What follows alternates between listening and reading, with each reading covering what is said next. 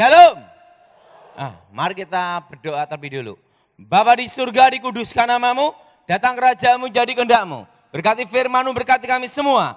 Darah Yesus sucikan kami, lawat kami semua Tuhan. Dan nama Tuhan dimuliakan. Di dalam nama Yesus, yang percaya katakan. Hari ini kita akan bahas kenapa ada namanya rumah angker. Dan kenapa ada tempat-tempat terkutuk. Hari ini kita bahas tentang setan. Ngomong sama sebelahnya, kamu bukan setan. Nah, tema hari ini adalah kutukan darah. Apa saudara? Kutukan apa? Darah. Nah, mari kita buka Alkitab kita dalam kitab Kejadian pasal 4. Kitab Kejadian pasal 4 ayat 5 sampai dengan 13. Kitab Kejadian pasal 4 ayat 5 sampai dengan 13. Saudara yang genap saya ganjil. Kitab Kejadian pasal 4 ayat 5 sampai dengan 13. Tetapi Kain dan korban persembahannya tidak diindahkannya. Lalu hati Kain menjadi sangat panas dan mukanya muram.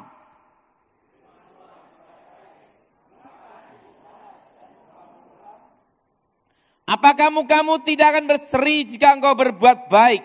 Tetapi jika engkau tidak berbuat baik, dosa sudah mengintip di depan pintu. Ia sangat menggoda engkau, tetapi engkau harus berkuasa atasnya.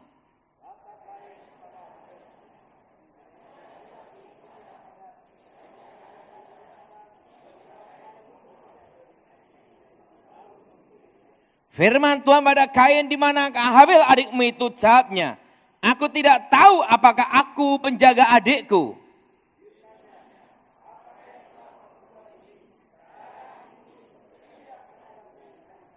Maka sekarang terkutuklah engkau, terbuang jauh dari tanah yang mengan mulutnya untuk menerima darah adikmu itu dari tanganmu.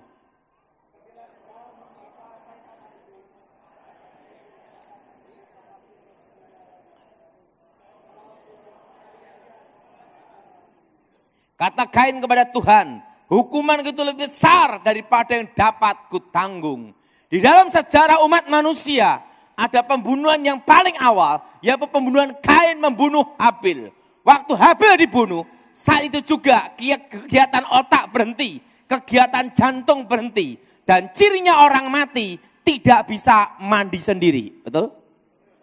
Tapi ingat, waktu Habel dibunuh, ada satu yang menuntut, ada satu yang berteriak, yaitu darah. Apa saudara?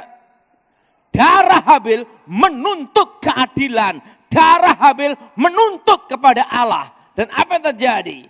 Akibat tuntutan darah Habel, Kain dikutuk. Di dalam kutukannya dikatakan bahwa tanah tidak menghasilkan sepenuhnya lagi untuk Kain. Dan Kain jadi seorang pelarian dan pengembara di muka bumi. Darah bicara tentang nyawa. Nyawa bicara tentang kehidupan. Ada satu keunikan tentang darah manusia. Bahwa darah manusia beda dengan darah binatang. Nah, misalnya pisau dipakai untuk membunuh seseorang, cep mati. Setelah itu pisau dicuci bersih, kelihatan bersih. Setelah itu dibawa ke lab, nanti di lab itu bekas darah di ujung pisau itu akan muncul kembali sekalipun sudah dibersihkan. Sehingga kasus pembunuhan 3-5 tahun barang bukti tetap dipakai di pengadilan, yaitu lab forensik. Darah bicara tentang nyawa, nyawa bicara tentang apa darah? Kehidupan. Nah, tetapi kalau tidak menimbulkan kematian, kegores atau kebentur, darah itu dibersihkan, hilang tanpa bekas. Tetapi kalau menimbulkan kematian, pasti ada bekasnya. Nah, keris yang dipakai membunuh seseorang, cep mati. Setiap bulan suro, keris itu dimandiin kembang. Saya itu kasih kembang setaman, dikasih warangan di air kelapa. Kok tahu Pak Daud? Bekas dukun. Nah, kalau keris itu pernah membunuh seseorang, waktu diwarangin, dicuci bersih jeruk nipis, kelihatan bersih. Setelah itu dikeringkan di matahari. Maka setelah kering, ujung keris itu, darah itu akan timbul kembali. Sekalipun pembunuhan ratusan tahun yang lalu. Nah, beda dengan binatang.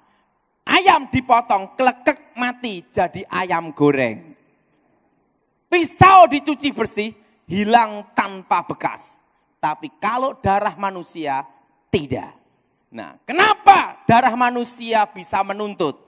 Karena manusia punya roh dan binatang tidak. Nah, kenapa ada tempat-tempat terkutuk? Apakah ada di Alkitab kutukan darah? Ada. Waktu Yudas bunuh diri, tanah disebut tanah darah, Hakal Damal.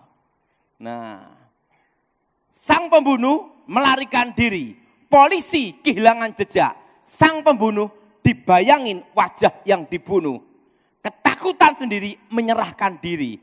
Itu kejadian sering di kepolisian. Nah, Raja Daud waktu mau membangun bait Tuhan, bait Allah, Tuhan berfirman tidak boleh karena tanganmu penuh dengan darah. Darah bicantang nyawa, nyawa bicara tentang kehidupan. Kenapa ada rumah-rumah terkutuk, tempat-tempat terkutuk? Nah, pertama, tempat kejadian pembunuhan. Apa saudara?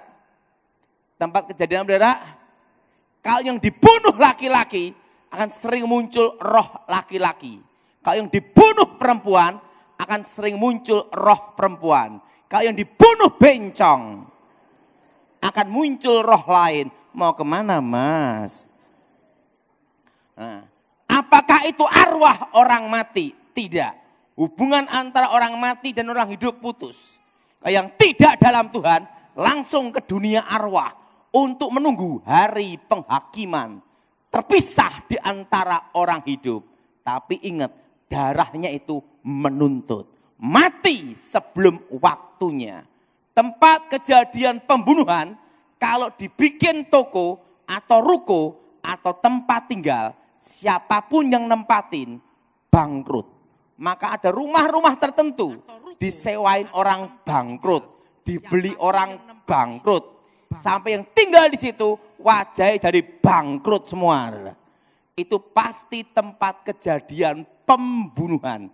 Dan sering ada namanya penampakan bayangan hitam di sekitar pintu atau sekitar jendela. Kelebet, kelebet, kelebet. Kenapa sekitar pintu? Karena kurang kerjaan. Nah, tempat kejadian pembunuhan itu ada namanya kutukan darah. Dan tempat kejadian pembunuhan inilah yang disebut rumah angker. Semua rumah angker pasti ada sejarah pembunuhan. Nah, dan tempat pembantaian massal. Kalau yang dibunuh 1.000 orang, setiap 3,5 atau 7 tahun sekali akan ada namanya bangkitnya kutukan. Sehingga apa yang terjadi? Terjadilah kerasukan massal. Itu sering kejadian di pabrik, di lapangan, di sekolah. Kalau yang dibunuh satu kampung, maka di kampung itu setiap malam Jumat akan ada kayak orang ngobrol-ngobrol di perkampungan yang disebut kampung setan. Nah, tempat kejadian pembunuhan itu disebut kutukan darah. Nah, sebelum saya bertobat sebagai seorang dukun, maka dikorbankanlah ayam. Ayam pun harus ayam kampung. Tidak boleh ayam Horn Kentucky Fried Chicken. Kenapa? Setannya takut kolesterol. Nah, setelah itu dikorbankanlah babi. Kepalanya ditanam di lokasi.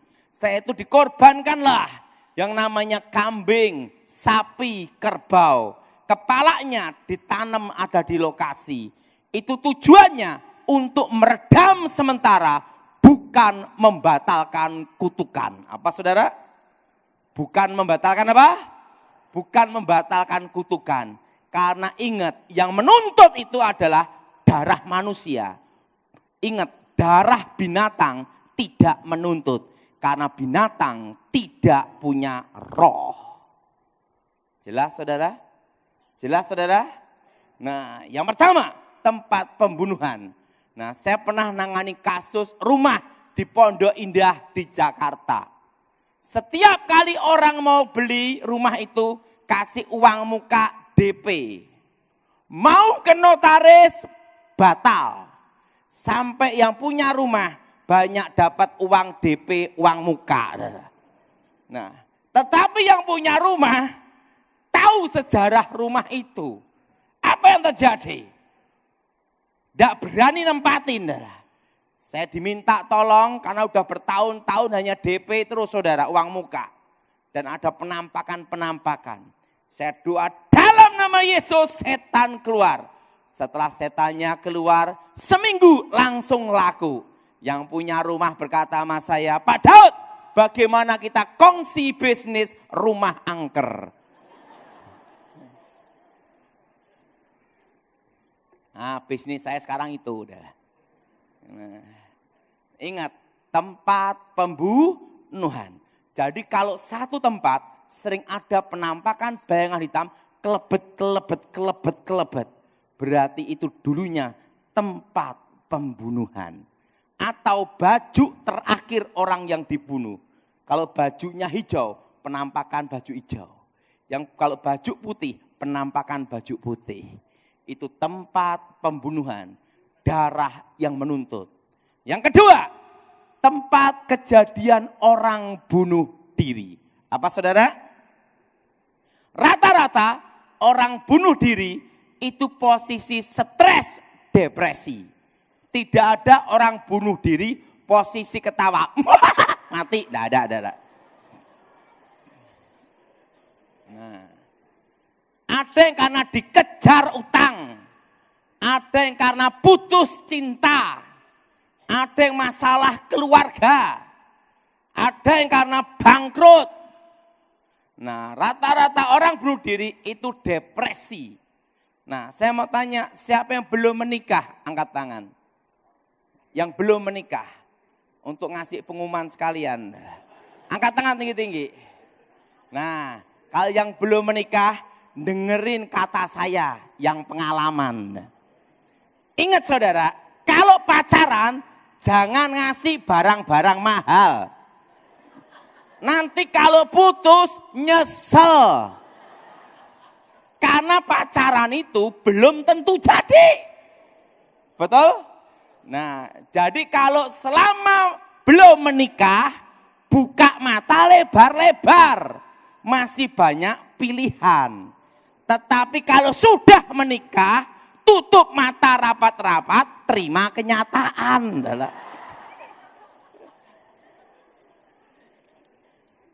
Ngomong sebelahnya, terima kenyataan.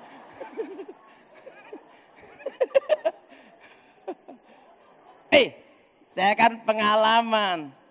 Tahu enggak, celana yang saya pakai ini kira-kira umurnya berapa? Ini kira-kira 20 tahun. Dan ini dari Amerika. Belinya $10. Waktu saya mau berangkat ke Amerika, saya punya adik bicara sama saya. Daud, kamu mau ke luar negeri ya? Ada apa? Titip jam main luar negeri. Maklum di desa. Saya ngomong sama dia. Untuk siapa? Pacar saya. Langsung hukum ekonomi berpikir. Pacaran belum tentu jadi. Gitu. Nah, langsung saya ke Amerika, ke Walmart. Setelah itu ke factory outlet. Nah, waduh kok mahal-mahal. Saya langsung pergi ke Chinatown. Nah, waktu ke Chinatown ada yang $100, $50, $5. Ada jam harga $2. Nah, $2 kalau sekarang ya $2 itu ya kira-kira ya hampir 30.000. Nah, tak beli ini tuh. Saya beli. Sampailah di Indonesia. Adik saya ngomong, Daud, jamnya mana? Ini. Dikasih pacarnya. Begitu dipakai gatel. Adik saya tanya, jam ini kok bikin gatel? Oh, itu kulitnya pacar kamu kan kulit desa. Itu kan main luar negeri. Enggak lama kemudian, enggak sampai sebulan putus. Waktu putus, adik saya ngomong, Daud, aku nyesel sekali. Kenapa? Jamu itu loh, tak kasihkan dia. Tidak apa-apa, aku ikhlas. Makanya kalau pacaran jangan ngasih barang-barang apa? Nanti kalau putus nyesel. Siapa yang setuju? Angkat tangan. Udah pengalaman semua itu. Nah, rata-rata orang bunuh diri itu posisi stres, depresi. Ada yang karena kejar utang, ada masalah rumah tangga. Setelah itu langsung minum baygon, stroberi, jeruk. Nah, setelah itu menikamkan diri, menggantungkan diri, menenggelamkan diri. Latar belakang orang bunuh diri itu akan mempengaruhi kutukannya. Darah itu menuntut. Ingat, mati sebelum waktunya. Kalau darah menetes, hanya satu tetes saja, itu menuntut. Maka disebut langit menjadi tembaga, tanah menjadi besi. Dalam firman Tuhan, dalam kitab Kejadian dikatakan apa? Tanah tidak menghasilkan sepenuhnya lagi. Tempat kejadian orang bunuh diri, kalau dibikin rumah atau tempat tinggal, yang nempatin cerai, bertengkar, ribut terus. Yang disebut namanya rumah hawa panas. Cirinya ada, sering ada namanya itu suara-suara aneh, kayak ketokan pintu. Buka, enggak ada. Itu tempat kejadian orang bunuh diri. Atau di belakang rumah, klotak, kayak nyuci-nyuci baju atau nyuci piring. Oh berarti yang bunuh diri pembantu.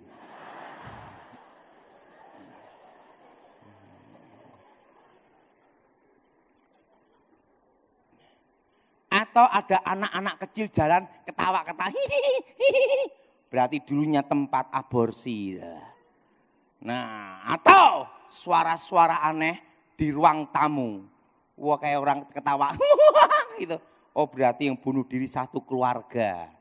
Atau di pintu, di kamar ada orang kayak menangis. Oh berarti tempat orang bunuh diri. Nah itu darahnya menuntut.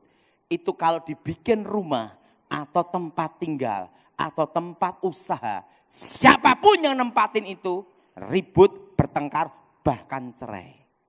Maka ada rumah-rumah tertentu yang disebut asar tanah hawa panas. Sehingga yang nempatin situ inginnya bertengkar ribut terus.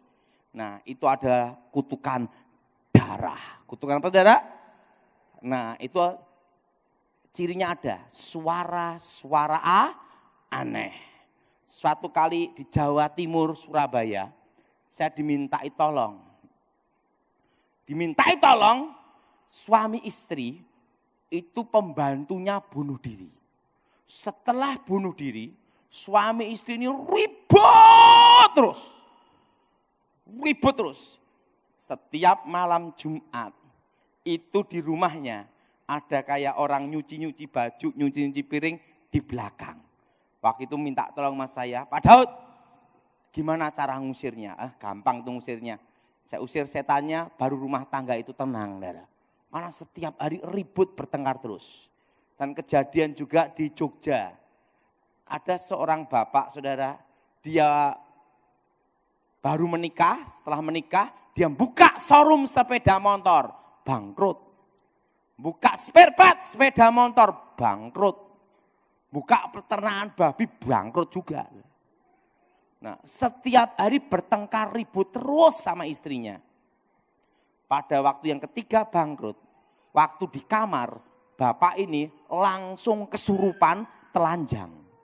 Waktu telanjang itu di kampung, di lapangan gini-gini. Karena meresahkan penduduk, saya dipanggil datang. Waktu saya datang, saya doa, demi nama Yesus setan keluar. Setannya keluar, langsung bapak ini gini. Pak, banyak yang lihat saya enggak? Oh, sekampung. Kemudian nari-nari di kampung telanjang semua ya. Nah setelah itu, mana tempat kejadian kamu kesurupan? tempat kejadian kesurupan pasti ada sejarahnya. Pembunuhan atau bunuh diri. Nah setelah itu mana tempatnya? Oh ini Pak, oh ini berarti ada darah yang menuntut. Benar Pak, ada yang bunuh diri, ada yang dibunuh setelah itu bunuh diri. Kutukan darah. Apa saudara? Kutukan apa? Nah nanti saya beritahu cara untuk mengalahkan kutukan itu. Yang ketiga, roh maut. Apa saudara? Roh apa saudara? Satu jalan tempat kejadian kecelakaan mati. Duar mati di situ. Maka setiap tahun di jalan itu tempat yang sama dengan titik yang sama. Pasti akan terjadi kecelakaan mati di tempat itu. Saya rasa di daerah Pontianak ada saudara? Yang ngomong ada sering memonitor lalu lintas. Nah, itu biasanya sopir sering lihat kayak ada anak kecil lewat, kakek-kakek lewat, ibu-ibu lewat, menghindar, duar tabrakan mati. Biasanya sopir kalau lewat daerah situ langsung klakson, tin tin baru lewat. Setan tidak takut tin-tin. Itu hanya sugesti. Nah, tempat kejadian kecelakaan mati, kecelakaan itu ada namanya roh maut. Apa saudara? Roh apa? Roh maut. Atau tempat kejadian orang tenggelam. Di mana tempat orang kejadian tenggelam? Di laut atau sungai. Dengan titik yang sama, tempat yang sama. Akan banyak yang mati tenggelam di situ. Itu roh maut, kutukan maut. Nah, mati kecelakaan, mati sebelum waktunya. Darahnya menuntut. Itu biasanya kalau di sungai kayak ada orang minta tolong, tolong, mau nolong, lep mati tenggelam. Itu namanya roh maut. Saya pernah nangani kasus itu di Jawa Tengah, arah Tawangmangu, Karanganyar. Nah, di situ saudara, dulunya ada orang kecelakaan mati, kepala pecah. Setelah itu setiap tahun ada kecelakaan mati di situ. Sama polisi dikasih pelang. Hati-hati rawan kecelakaan. Hari ini dipasang, malamnya jedor tabrakan mati. Kepalanya temangsang di hati-hati. Kanit lakanya sampai bingung tanya sama saya gimana caranya ini. Karena ditegur Kapolda. Nah akhirnya sama polisi dibuat lampu terang. Dan di situ ada polisi jaga gini. Karena jaga kan dia capek. Dia keluar, baru 1 jam keluar. Dari tempat penjagaan itu yang lampu terang itu. Jedor tabrakan mati. Di bekas polisi berdiri. Polisinya berkata sama saya, untung saya tidak berdiri terus di situ. Itu namanya roh maut. Apa saudara? Apa saudara? Roh apa? Roh maut. Nah yang keempat, yaitu namanya tanah kuburan. Apa saudara? Nah sebelum saya bertobat, kalau mau bikin bangkrut orang, itu pakai tanah kuburan. Tapi yang jelas itu bukan kuburan pendeta. Kuburan yang dipakai itu adalah kuburan perampok, pembunuh, penjahat, atau pemerkosa yang mati dieksekusi, dibakar massa atau digebuki mati. Rata-rata, ingat saudara, yang dipakai itu adalah tempat, bila perlu, tempat pembunuh teroris. Yang mati dieksekusi, mati sebelum waktunya. Nah, orang jahat itu ada kutukan. Siapa yang menabur, dia yang menuai.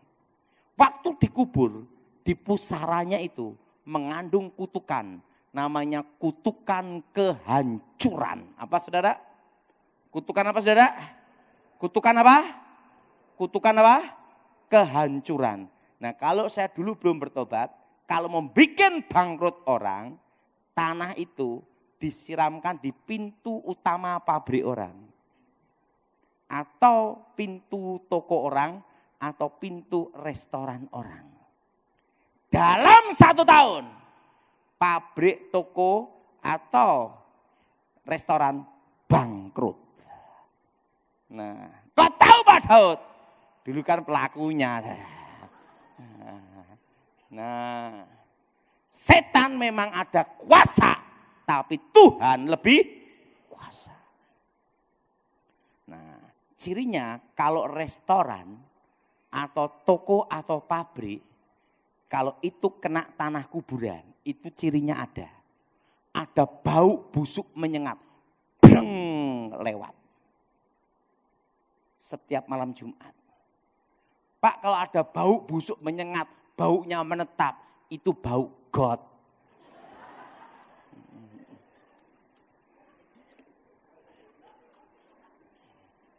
Dan sering di pintu utama ada bayangan hitam.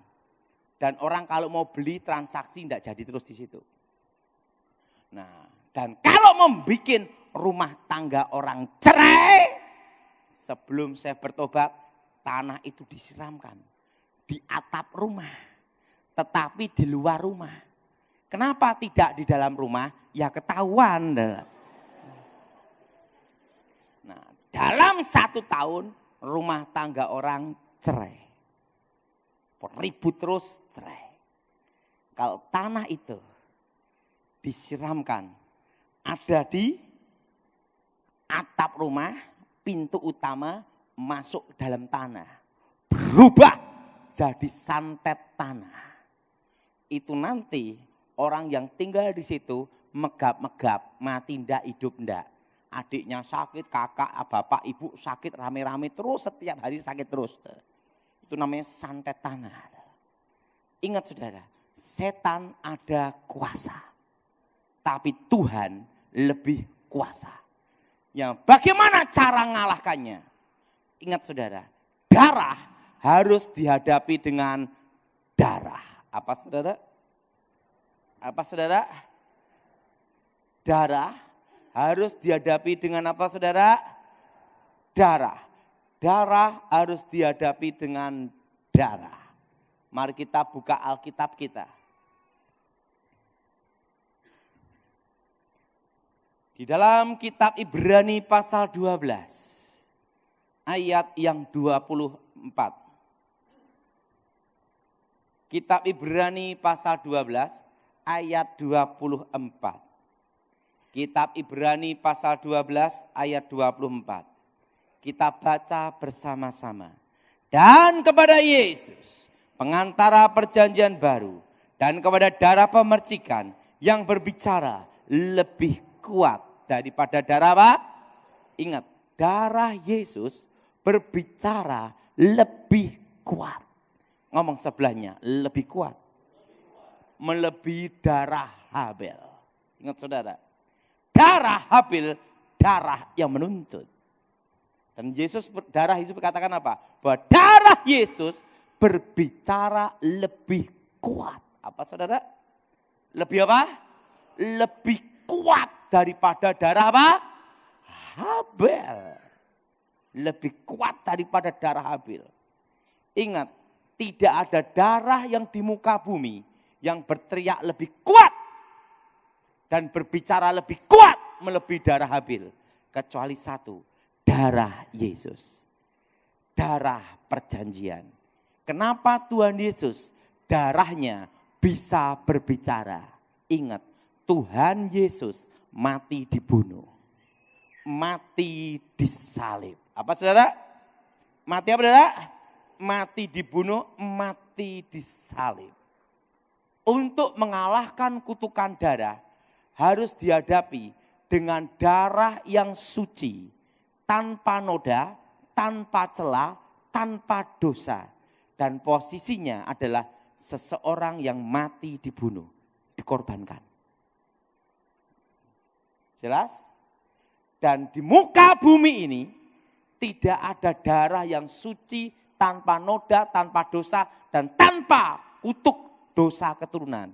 Itu hanya ada satu darah, darah Yesus. Apa saudara? Darah Yesus.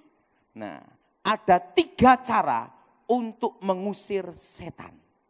Yang pertama, di dalam Injil Markus Mereka mengusir setan-setan di dalam nama Tuhan Yesus. Amin. Dan yang kedua, dengan minyak urapan dalam nama Yesus. Bila ada saudaramu yang sakit, hendaklah penatua mengolesi minyak di dalam nama Tuhan Yesus. Tetapi ada yang ketiga, mereka orang-orang percaya mengalahkan iblis dengan darah anak domba. Darah bicara tentang nyawa, nyawa bicara tentang kehidupan. Apa saudara? Nyawa bicara tentang apa saudara? Kehidupan. Artinya apa saudara? Yaitu kehidupan Yesus sendiri. Yang bisa mengalahkan kutukan darah adalah dihadapi dengan darah pula. Dan itu adalah darah anak domba. Amin. Nah Pak, kalau ada rumah angker dan tempat pembunuhan terjadi kerasukan massal, gimana cara nanganinya? Pak, apakah perlu panggil pendeta? Tidak usah. Untuk meringankan beban pendeta. Setiap orang percaya diberiku. Kalau ada tempat terkutuk seperti itu, ikutin saya semua. Darah Yesus. Ikutin saya semua. Darah Yesus. Sucikan tempat ini. Tempat terkutuk ini diubah jadi berkat. Ikutin saya semua. Darah Yesus. Sucikan tempat ini. Tempat yang terkutuk ini diubah jadi berkat.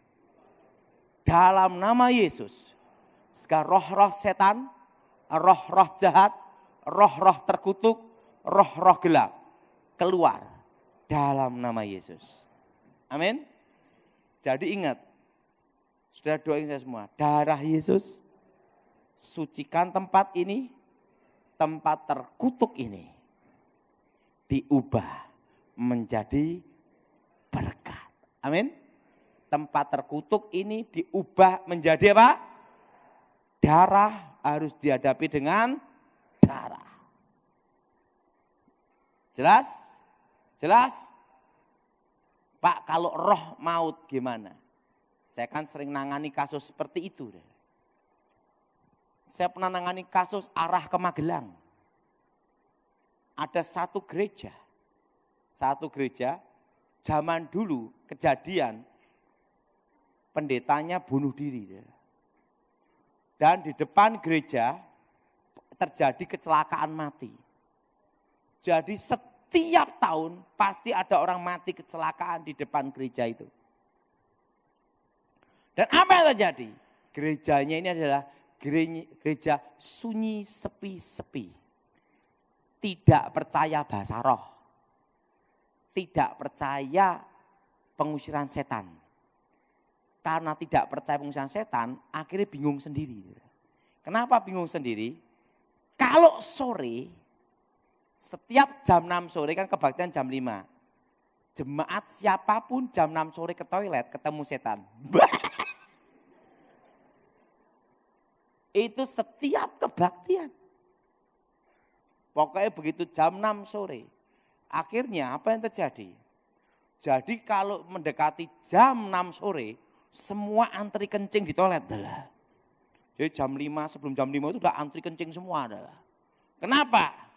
Di jam 6 kepalanya gini-gini. Nah akhirnya rapat majelis, karena majelis yang berkuasa adalah untuk membahas satu, setan. Bagaimana cara nangani kasus setan di gereja ini. Nah, mereka bingung karena doktrinnya tidak percaya bahasa roh. Nah, katanya mujizat itu zaman para rasul. Setelah rasul mati, para rasul mati, mujizat tidak ada. Gitu dah. Nah sekarang bingung. Akhirnya saya dipanggil datang. Waktu saya datang, saya tanya sama mereka. Kalian percaya enggak? Setan itu masih ada. Oh percaya Pak. Buktinya setiap kami kebaktian jam 6 sore. Saya ngomong, kalian percaya setan ada. Masuk kalian percaya Tuhan pensiun? Selama setan itu bekerja, pasti Tuhan juga bekerja. Di mana ada kejahatan, di situ pasti ada kebenaran untuk melawannya, untuk mengalahkan kejahatan itu.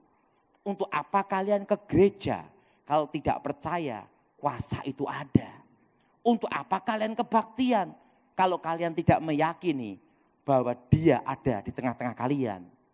Waktu saya ngomong demikian, akhirnya ngomong, baik Pak, tolong ajari cara ngusir setan.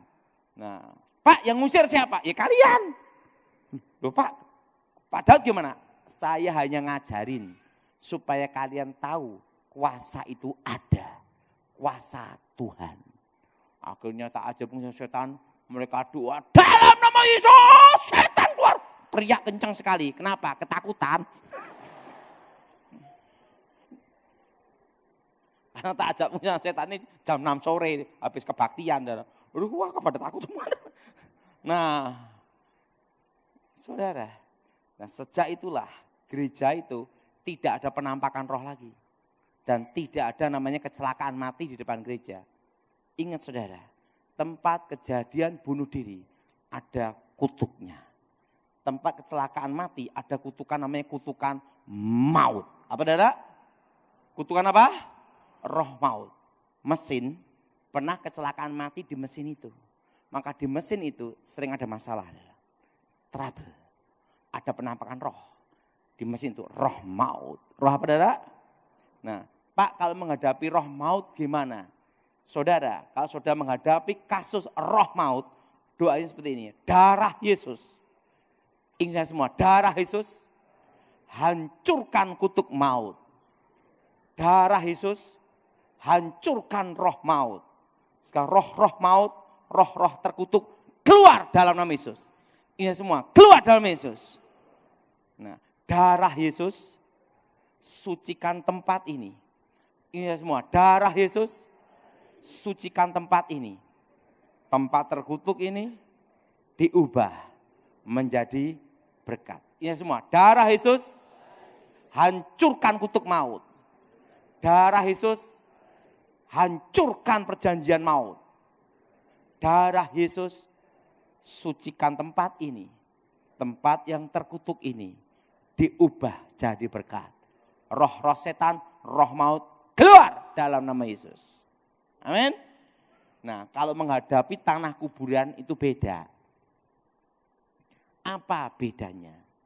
Semua rezeki, semua berkat, semua masa depan pasti ada jalannya. Buktinya apa? Orang buka restoran pasti pinggir jalan. Tidak mungkin puncak gunung. Siapa yang beli? Betul? Untuk jadi bupati pun ada jalannya.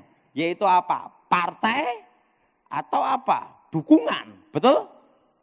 Orang mau jadi pegawai negeri aja ada jalannya. Harus sekolah. Tidak boleh buta huruf. Betul?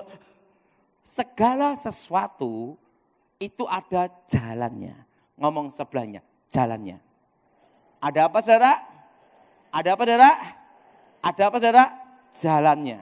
Nah, tanah kuburan atau ilmu tutup bumi sapitu itu menutup masa depan seseorang.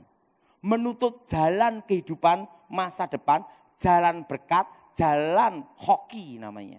Jalan apa saudara? Orang rajin sama orang pandai kalah sama satu, hoki. Betul. Dan hoki itu datangnya dari Tuhan.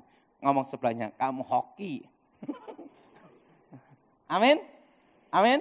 Nah, semua masa depan, semua berkat, itu semua pasti ada jalannya.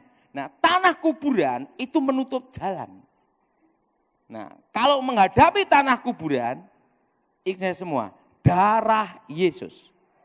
Ingat semua, darah Yesus buka jalan berkat tempat ini. Ingat semua, darah Yesus buka jalan masa depan tempat ini. Darah Yesus buka keberuntungan tempat ini.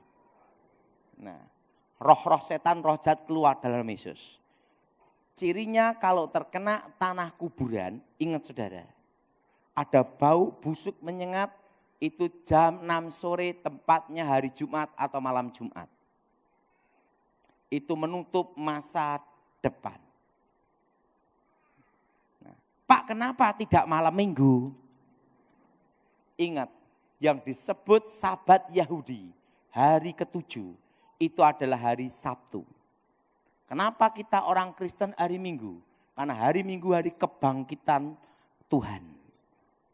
Maka orang Kristen pakai hari pertama. Nah, hari yang ke-6 itu hari apa? Hari Jumat. Ingat, hari yang ke-6 Tuhan menciptakan manusia. Segambar serupa dengan Tuhan. Ngomong sebelahnya, kamu bukan monyet.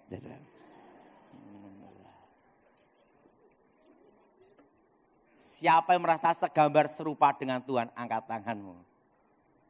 Nah, siapa yang merasa dirinya monyet, angkat tangan. Saya kasih kacang.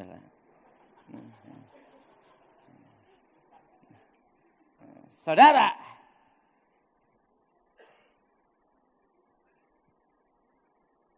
lawan dari Tuhan adalah setan. Hari yang ke-6 Tuhan menciptakan manusia dan Tuhan berfirman, beranak cuculah, kuasai bumi. Betul? Lawan dari berkat adalah kutuk. Lawan dari kutuk adalah berkat.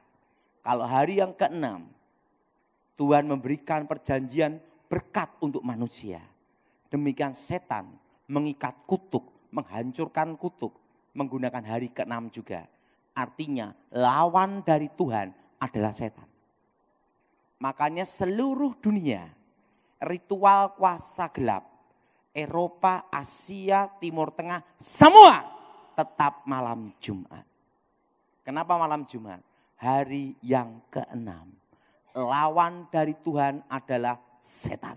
Jelas tidak? Apa artinya berkat? Ini semua, kata-kata yang memberikan. Ikutin saya semua, kata-kata yang memberikan. Kehidupan, keselamatan, kejayaan, kemenangan, kehormatan, kemuliaan, kesehatan, kelimpahan, hidup yang kekal. Itu namanya berkat. Amin. Makanya kalau ada doa berkat, engkau harus tahu artinya itu. Kata-kata yang mengikat, yang memberikan kehidupan. Apa saudara? Keselamatan, kejayaan, kemenangan, kesehatan, kelimpahan, kekayaan, hidup yang kekal. Nah, apa artinya kutuk? Ingat, lawan dari berkat adalah kutuk. Ini semua, kata-kata yang mengikat. Kata-kata yang mengikat. Yang menyebabkan penderitaan, kesengsaraan, kehancuran, malapetaka, sakit penyakit, perkabungan, kematian kekal, kemiskinan. Itu artinya kutuk. Lawan dari berkat adalah kutuk. Makanya setan menggunakan hari ke-6 untuk mengikat atau mengerjakan puncak kuasa gelap ritual hari yang ke-6. Lawan dari Tuhan adalah setan. Jelas saudara? Maka antikris itu 666, angka manusia. Jelas? Jelas? Nah, makanya tanah kuburan itu baunya itu malam Jumat. Itu kayak bau busuk menyengat. Yes. Itu yang ditutup jalan masa depan. Orang kalau mau ke restoran itu enggak jadi, pindah. Kalau pabrik mau order enggak jadi, pindah ke tempat lain. Kadang di dalam bisnis ada saingan pakai ilmu penglarisan. Jadi semua sepi, dia yang rame. Karena ditutup semuanya. Nah, supaya tidak ketutup, itu ada caranya. Ikutin saya semua. Darah Yesus buka jalan berkat tempat ini. Darah Yesus buka masa depan tempat ini. Darah Yesus buka keberuntungan tempat ini. Roh-roh setan, roh jahat, roh terkutuk keluar dalam nama Yesus. Sekalipun dikasih tanah kuburan 1 truk, tidak ada masalah untuk ninggiin rumah. Kenapa? Karena di rumah saudara ada darah yang bicara. Darah Yesus. Yang berbicara tentang apa? Penyelamatan, penyucian, penyembuhan, dan pendamaian.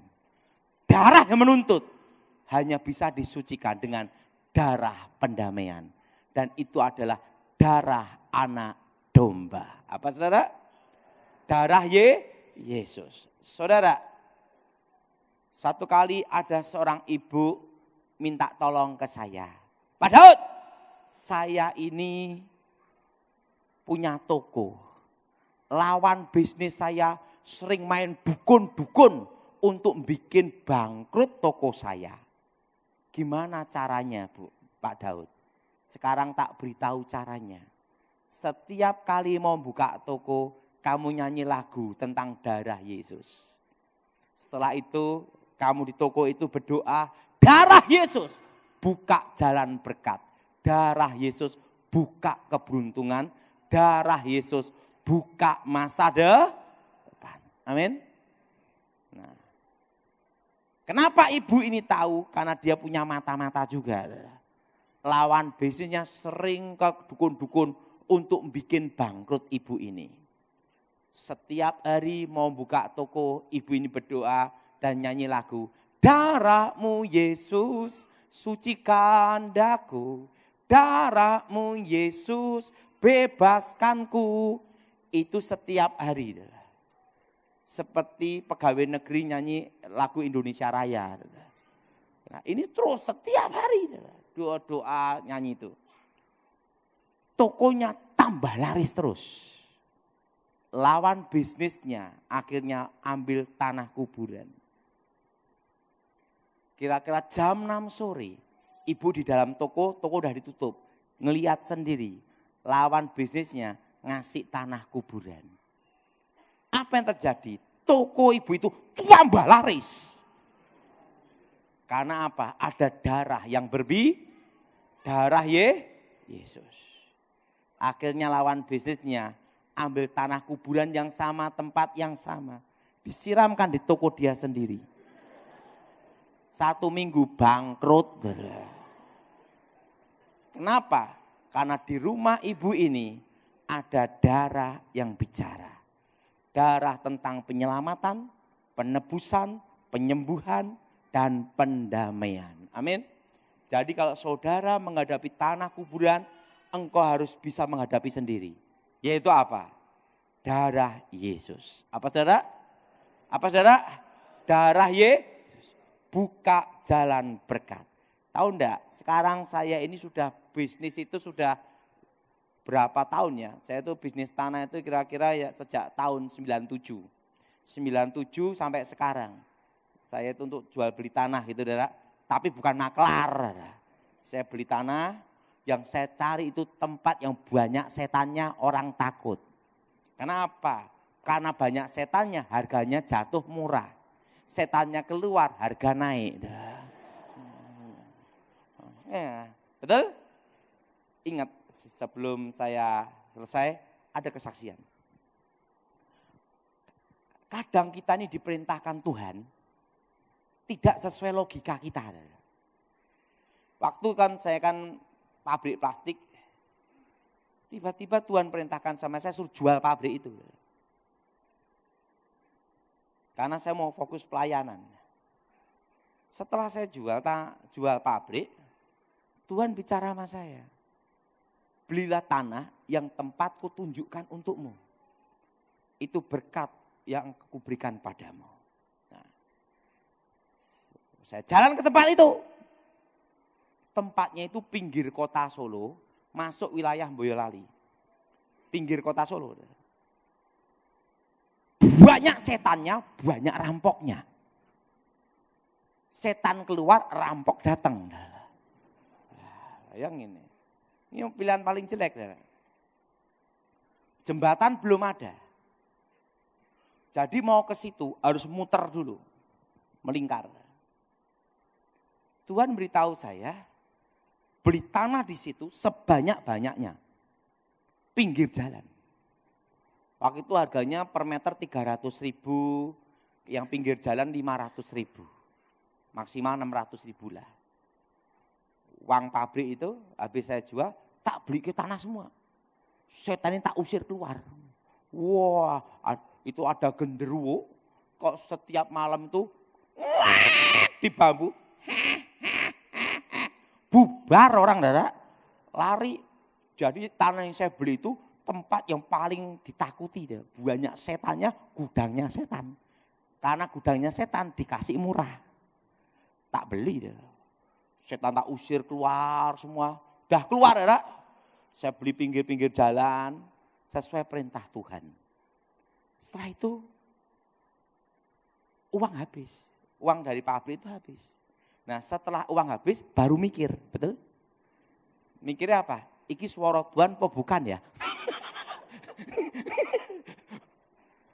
Ini kalau bukan suara Tuhan, waduh uang udah terlanjur habis. Kan gitu lah. Hah? Nah kebanyakan tuh kita mulai mikir gitu setelah uang habis. Waktu megang uang tidak mikir, betul? Setelah enggak ada uang baru waduh ini suara Tuhan atau bukan ini? Waduh saya bingung. Waduh, udah tak jual pabrik, enggak ada kegiatan. Telepon Pak Gilbert. Pak Gilbert, ada apa kawan? Saya mau ikut Pak Gilbert. Mau ikut apa? Ya pelayanan. Loh kenapa? Enggak ada kerjaan. Loh kenapa? Tahu? Loh kamu kan punya pabrik plastik. Saya jual Pak Gilbert. Dengar suara Tuhan. Benar suara Tuhan? Iya. Dalam hati saya, benar enggak ya? Tapi saya dengar suara Tuhan sendiri gitu loh. Tapi uang saya udah habis. Gilbert ngomong, kapan? Kamu dari dulu ikut saya pelayanan. Ayo sama saya. Wah saya pelayanan keliling-keliling sama Gilbert. Gilbert tuh kawan yang baik. Wah, saya kan diajar sama Gilbert langsung. Dibimbing sama Gilbert langsung. Saya masih ingat. Kalau tangannya Gilbert gini, saya suruh naik ke mimbar. Kalau tangannya gini suruh turun.